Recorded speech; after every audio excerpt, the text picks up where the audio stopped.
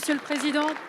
Monsieur le Premier ministre, après leur avoir fait miroiter une réouverture en février, votre décision de maintenir fermées les remontées mécaniques est un drame pour nos stations de ski. Depuis le début de la saison hivernale, les pertes économiques s'élèvent déjà à plus de 2 milliards d'euros juste sur les deux Savoies. Avec votre décision, le bilan sera évidemment encore plus lourd. Le ski, ce n'est pas seulement ses skieurs et ses touristes. 120 000 emplois directs sont concernés, avec des saisonniers, des moniteurs de ski, des commerçants, des secouristes, etc.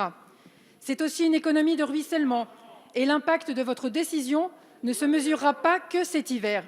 Avec la filière textile, la filière industrielle, le BTP ou encore l'économie du tourisme, c'est tout un écosystème qui va être lourdement impacté pendant des années.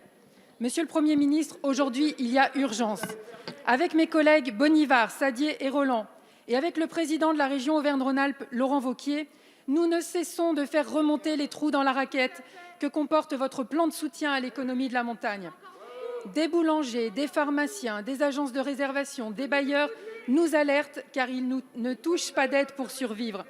Des moniteurs de ski, qui ont généralement une autre activité professionnelle l'été, se voient refuser l'accès au fonds de solidarité. Enfin, les médecins de montagne ne touchent aucune compensation financière alors qu'ils sont à l'arrêt. La réalité, c'est que vous êtes en train de sacrifier nos montagnes par des décisions souvent incompréhensibles. Alors que chaque station avait élaboré dès novembre un protocole sanitaire responsable, vous interdisez un sport de plein air où ceux qui le pratiquent sont constamment masqués et gantés. Les métros parisiens ont le droit d'être bondés, mais les télésièges et téléskis sont interdits pour éviter des attroupements. Monsieur le Premier ministre, notre demande est simple. Votre gouvernement peut-il enfin s'engager à tout faire pour sauver les stations, quoi qu'il en coûte, et surtout à faire enfin primer le bon sens local sur les décisions technocratiques. Madame la députée. La parole est à Monsieur le Premier ministre.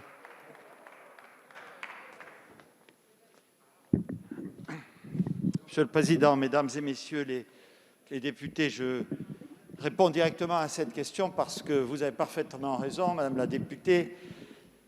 La décision que nous avons dû prendre est extrêmement douloureuse, extrêmement grave dans les conséquences qu'elle emporte. Je voudrais vous dire d'emblée, dire à la représentation nationale qu'elle était nécessaire. Je vous fais une nouvelle fois observer, puisque nous avions déjà débattu des stations de sport d'hiver à l'occasion des précédentes vacances, c'est-à-dire celles de Noël, où nous avions dû prendre une mesure comparable, qu'en fait, nous avons été conduits, pour des raisons strictement sanitaires, à prolonger. Je vous invite, Madame la députée, à considérer ce qui se passe, ce qui s'est passé pour Noël en dehors de notre pays sur ce même sujet. Certes, les décisions n'ont pas toutes été exactement identiques, notamment en Suisse.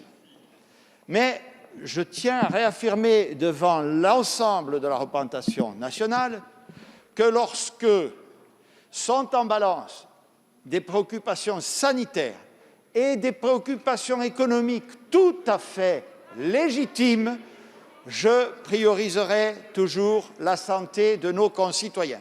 Ce dont il s'agit, et vous le savez, au-delà de toute polémique, à travers les comparaisons injustifiées que vous faites, c'est d'éviter, là où c'est possible, le maximum de rassemblement de population.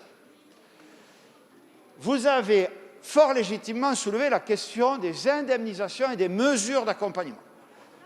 La position du gouvernement a toujours été constante. 1, priorité, je le répète, aux considérations sanitaires.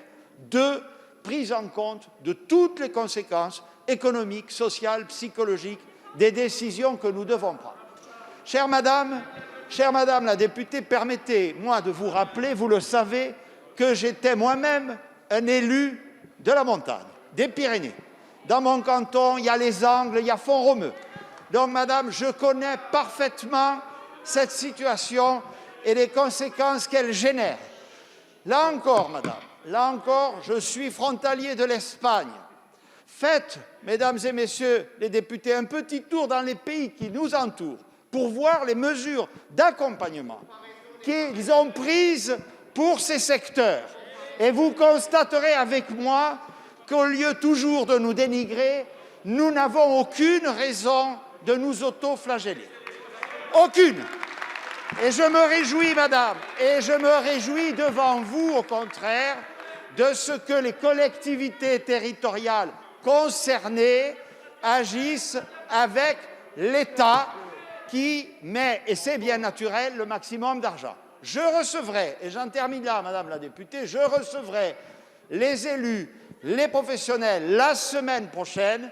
Je l'ai indiqué au président Patrick Mignola, pour amplifier au besoin les mesures d'accompagnement, comme nous l'avons déjà fait, nous sommes toujours à leur écoute. Et deux, je vous rejoins parfaitement, préparer l'avenir.